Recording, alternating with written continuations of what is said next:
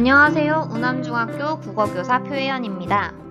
수업 영상을 제작한다고 하면 엄청난 기술을 보유해야만 할 것 같지만 사실 커말못에 가까운 저도 PPT와 구글을 활용해서 전혀 어렵지 않은 나만의 수업을 만들고 있기 때문에 그 노하우를 함께 나눠볼까 합니다.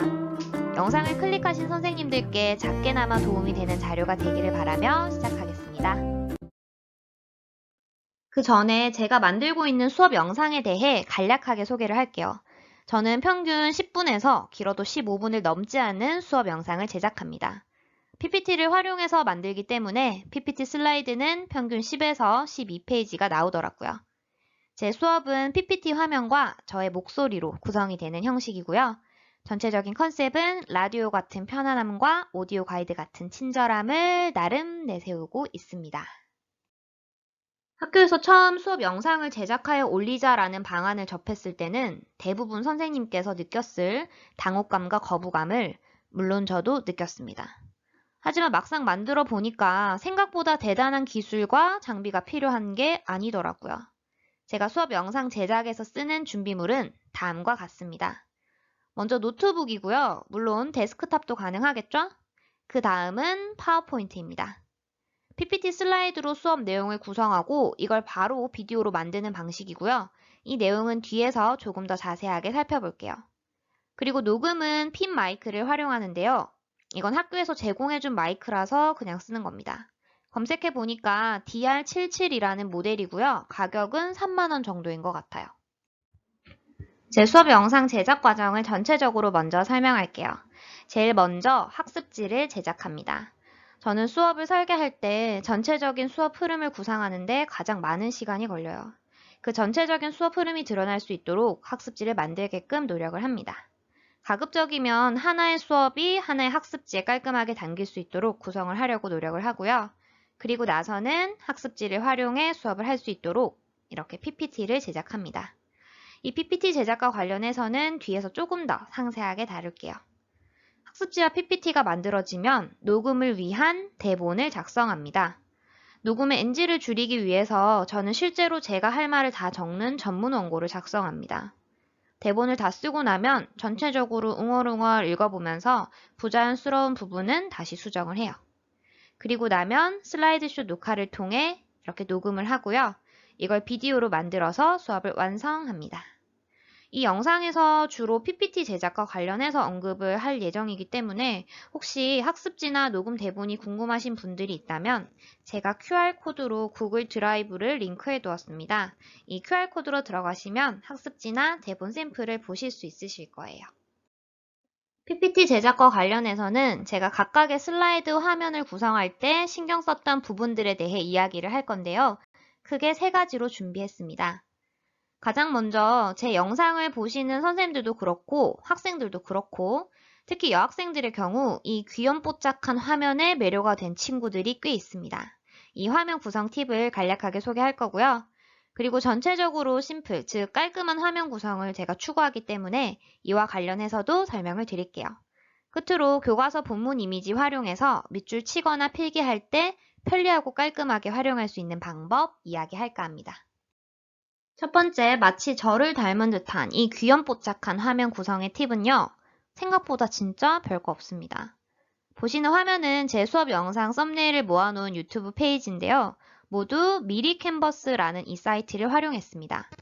저작권 걱정이 없다는 홈페이지 문구처럼 가입해서 로그인만 하면 제작되어 있는 썸네일 이미지를 손쉽게 활용할 수 있습니다. 특히 해당 사이트의 로고가 막 빼곡하게 박혀있거나 하지 않아서 너무 좋더라고요. 덧붙여 제 영상 적재적소에 등장하는 귀요미 이미지들은 공유 저작물 사이트인 플래티콘에서 대부분 가지고 왔습니다. 제가 필요한 이미지를 이 플래티콘 사이트에서 검색을 하고 마음에 드는 이미지를 PNG 파일로 다운받아서 사용합니다. 두 번째 화면 구성 팁은요. 심플하고 깔끔함입니다.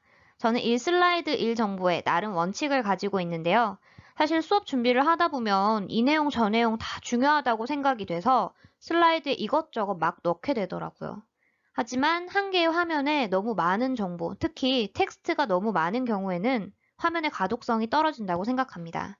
그래서 최소한의 필요한 텍스트만 슬라이드에 깔끔하게 들어가야 한다고 생각을 해서 최대한 이렇게 깔끔하게 화면을 구성하려고 합니다. 예를 들어 이렇게 수업 목표를 제시할 때는 과감하게 한 페이지에 수업 목표만 제시를 하는 거죠. 온라인 수업 영상에서는 처음에 수업 목표를 이렇게 제시하고 영상 후반에 다시 한번 수업 목표를 확인하는 구조를 저는 즐겨 사용하는데요. 단순한 화면 구성이지만 학생들의 머릿속에는 이 영상에서 이런 내용이 중요했구나 하고 남지 않을까 생각합니다. 세 번째는 필기 화면 녹화 팁입니다. 교과서 본문 수업을 할 때 주로 사용하는 방식인데요. 출판사 홈페이지에서 교과서 이미지를 가지고 온 후에 이렇게 제가 중요하다고 생각하는 부분에 밑줄 혹은 필기를 띄우는 방식입니다. 태블릿 PC나 혹은 펜슬이 없어도 쉽고 깔끔하게 만들 수 있어서 제가 소개할까 합니다. 가장 먼저 본문의 밑줄 표시 혹은 필기 내용을 모두 만들어 두는데요. 저는 주로 PPT에 있는 도형이나 텍스트 추가를 활용합니다. 그 다음 내 설명 순서에 맞게 애니메이션 효과와 순서를 지정해 둡니다. 그리고 나서 PPT 슬라이드 녹화를 눌러주세요. 그러면 이런 화면이 뜰 텐데요. 여기서 이 녹화 버튼을 눌러주면 됩니다. 녹화를 누르면 애니메이션 재생 전에 화면이 뜨기 때문에 설명을 녹음하면서 필요한 타이밍에 스페이스바를 눌러 애니메이션을 실행하면 최종적으로 이런 화면이 녹화되는 원리입니다. 이렇게 만들어진 PPT는 비디오 만들기라는 기능을 통해 동영상으로 제작됩니다. PPT로 만든 동영상의 장점을 제가 생각해 봤는데요. 일단 슬라이드별로 녹음을 하기 때문에 녹음 NG가 나도 크게 부담이 없습니다. 해당 슬라이드만 다시 녹음을 하면 되니까요. 그리고 PPT를 활용해서 제작하기 때문에 별도의 동영상 편집이 필요 없다는 장점도 있습니다. 저도 사실 아직 컴퓨터로 동영상 편집을 해본 적이 없습니다. 배우려면 배울 수도 있겠지만 동영상을 만들고 붙이고 자막을 넣고 하려니까 좀 번거롭게 느껴지더라고요. 근데 PPT는 제가 평소에 손쉽게 활용할 수 있는 프로그램이라서 만드는데 큰 부담이 없었던 것 같아요. 덧붙여 텍스트나 밑줄, 이미지의 등장을 내 설명 속도에 맞춰서 쉽고 간편하게 할 수 있다는 점도 좋았습니다. 애니메이션 기능이랑 슬라이드 녹화 기능을 통해서 편리하게 만들 수 있으니까 좋은 것 같아요. 이번에는 구글 활용에 대해 소개할까 합니다. 제 수업 영상에 대한 학생들의 피드백이 필요한데요. 이 소통의 창구가 바로 구글입니다. 일단 우남중학교는 온라인 수업 플랫폼이 구글 클래스룸입니다. 저도 올해 거의 처음 사용하다시피 해서 겁도 좀 났는데요. 지금은 손에 익어서 굉장히 편해요. 다른 선생님들께서도 잘 사용하고 계시고요. 일단 수업 영상을 구글 클래스룸에 올리는 것 말고도 과제, 그러니까 대부분 교과서나 학습지인데 공부한 내용을 사진으로 찍어서 구글 클래스룸에 업로드하는 과제를 종종 냅니다. 혹시나 눈으로만 공부하고 있지 않나 하는 염려 때문인 것 같아요. 그리고 구글 퀴즈는요, 주로 형성평가에서 선다형 문항으로 활용을 하고요. 구글 설문지는 자유서술식 응답으로 활용합니다. 구글 퀴즈랑 구글 설문지는 이후에 조금 더 상세하게 다룰게요. 여튼 이렇게 구글을 통해 파악한 학생들의 반응은 다시 다음 수업 영상 제작에 반영을 합니다. 학생들이 어떤 부분을 어려워하는지, 잘못 이해하고 있는 부분은 없는지 등을 파악해서 수업 영상에 반영을 하는 거죠.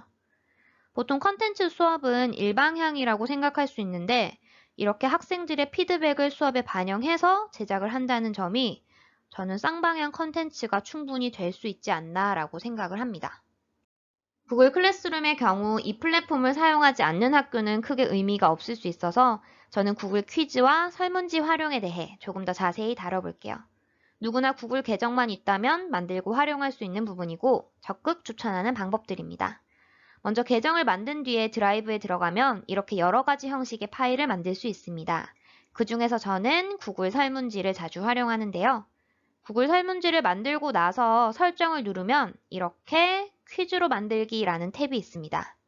설문지에서 퀴즈로 바뀌게 되면 학생들이 문제를 풀고 나서 바로 정답과 점수를 알 수 있다는 이점이 있습니다. 즉, 본인이 스스로 바로 채점이 가능하다는 점이죠. 예를 들어 제가 만든 퀴즈 화면을 한번 가지고 와볼게요. 이렇게 문제와 함께 4가지 선택지를 만들어서 학생들이 정답을 체크할 수 있고요.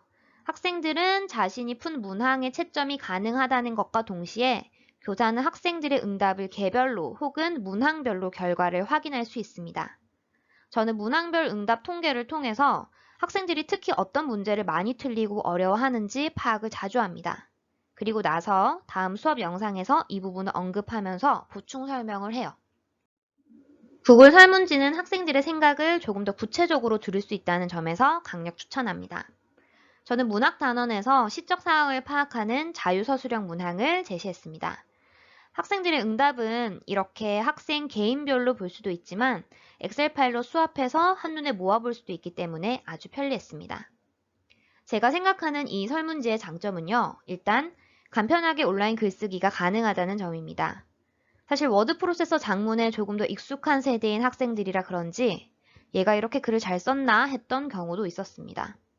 분량이나 형식에서 자유로워서 그런지 생각들이 다채롭게 표현되더라고요. 두 번째는 학생들의 생각을 들을 수 있다는 점입니다. 사실 온라인 수업에서 가장 답답한 게 지금 얘네가 무슨 생각을 하고 있는지 알기가 어렵다는 건데 등교 수업을 해서도 마스크를 끼고 앉아 있으니까 애들 표현이 너무 줄어들었더라고요. 그래서 답답했던 경우도 있었는데 막상 이런 자유서술식 응답을 통해서 학생들의 생각을 들으니까 아, 얘가 이런 생각을 하고 있었구나 하고 놀랍기도 하고 수업에 대한 학생들의 생각을 진짜 많이 알 수 있는 기회였습니다. 세 번째는 학습에 대한 이해도와 오개념 확인이 가능하다는 점입니다. 옆쪽에 보이는 과제는 김소월의 시 먼 후일 속 화자가 처한 시적 상황에 대해 이야기를 만드는 활동입니다. 이 과제를 통해서 화자와 시인을 혼돈하고 있는 학생들이 많다는 사실을 알게 되었고요. 이를 다음 수업 영상에서 언급하고 짚어줬던 경험이 있습니다. 끝으로 다음 수업에 대한 기대를 만들 수 있다는 장점인데요. 역시나 옆쪽 과제를 통해서 의도해 보았습니다. 우수 작품의 경우 다음 수업 영상에서 특별히 선정해서 읽어준다는 거였는데요. 약간 라디오 사연 응모하는 듯한 효과를 노렸습니다. 왜 본인이 보낸 라디오 사연이 채택되길 기대하면서 라디오를 엄청 집중해서 들었던 사람은 저뿐인가요? 실제로 자기 사연이 왜 채택이 안 됐냐고 투정 부린 학생도 있었으니까 이 기대 효과는 맞는 거겠죠? 이렇게 해서 만들어진 제 피땀 눈물 동영상은 이런 형태로 구글 클래스룸에 올라갑니다. 대망의 업로드인 거죠. 물론 다음 수업 준비에 대한 압박으로 업로드의 뿌듯함은 찰나갔지만 제 수업에 맞춘, 제 의도에 맞는 수업을 제작할 수 있다는 점에서 의미는 충분하다고 생각합니다. 흥미롭고 유익한 수업 영상을 오롯이 교사 1인이 구상하고 제작을 한다는 게 사실 쉽지는 않은 것 같아요. 하지만 수많은 고민과 시행 끝에는 보다 나은 수업이 만들어지는 것 같다는 게 제 생각입니다. 혹시 제 실제 수업 영상이 궁금하시면요, 이 QR코드로 접속해서 보실 수 있습니다. 힘든 시기에 선생님들 모두 파이팅 하시고요. 귀중한 시간 내어 영상 봐주셔서 감사합니다.